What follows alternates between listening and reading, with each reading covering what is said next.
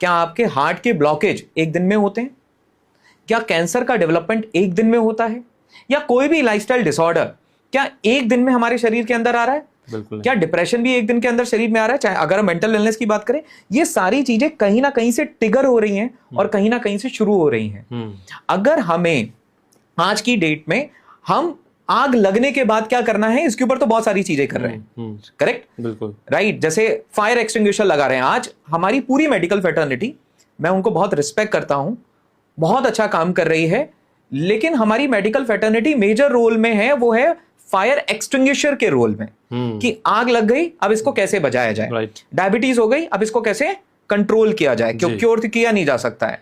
Cardiovascular damages हो चुके हैं, अब इसको कैसे कंट्रोल किया जाए, ब्लड थिनर्स के थ्रू या मल्टीपल आइडियोलॉजीज के थ्रू कैसे कंट्रोल किया जाए। कैंसर हो गया तो कैंसर सेल को ऑपरेशन करके, सर्जरी करके, कीमोथेरेपी करके, रेडिएशंस के थ्रू उसको कैसे कंट्रोल किया जाए। तो आग को बुझाने का काम तो बखूबी हुआ है पिछले कई सालों में, लेकिन एक और जिस काम की जरूरत है वो ये है कि आग को लगने से बचाया जाए। ऐसा कुछ किया जाए कि वो आग लगे नहीं, और इसके लिए एक पूरा अलग इकोसिस्टम क्रिएट करने की जरूरत है। कैसे? सबसे पहले तो हमें ये एजुकेशन लोगों तक लेकर जानी होगी। जैसे मैं आपको एक एग्जांपल बताता हूं।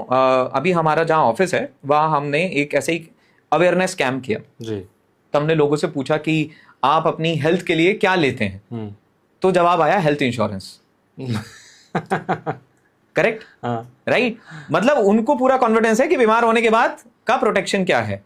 लेकिन हमें ये अवेयरनेस स्प्रेड करने की जरूरत है कि आज की भागदौड़ बड़ी जिंदगी में एक इंसान को अपने लाइफस्टाइल के अंदर में अपनी कम उम्र से क्या चेंजेस लेकर आने चाहिए जिससे कि वो इन सारे लाइफस्टाइल डिसऑर्डर्स को डिले कर पाए। सबसे पहले तो हमें लोगों को इस बारे में एजुकेट करना है कि लाइफ स्पैन और हेल्थ स्पैन क्या है। जी बताइए। लाइफ स्पैन का मतलब है कि आप कितना लंबा जिए। करेक्ट जी।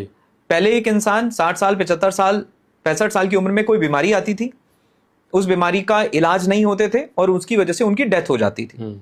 मेडिकल साइंस के आने की वजह से क्या हुआ? मेडिकल साइंस के आने की वजह से जहां एक इंसान को बीमारी हुई, क्योंकि अब सर्जरी अवेलेबल है, कंट्रोल्स अवेलेबल हैं, तो उनकी लाइफ में 5 साल और ऐड हो गए, 6 साल और ऐड हो गए, 10 साल और ऐड हो गए। जैसे बोलते हैं ना कि गोलियों पे जी गए, दवाइयों पे जी गए, सर्जरी पे जी गए, तो लाइफ स्पैन तो बढ़ गया है। अगर ये देखेंगे कि बीते कई सालों में लाइफ स्पैन तो बढ़ा है, क्योंकि सर्जरी और बीमारी और गोलियां और कंट्रोल से और डॉक्टर्स के बहुत ही अच्छे एफर्ट से लाइफ स्पैन बढ़ा है। और लोगों को यह समझाने की जरूरत है कि जितना इंपॉर्टेंट लाइफस्टाइल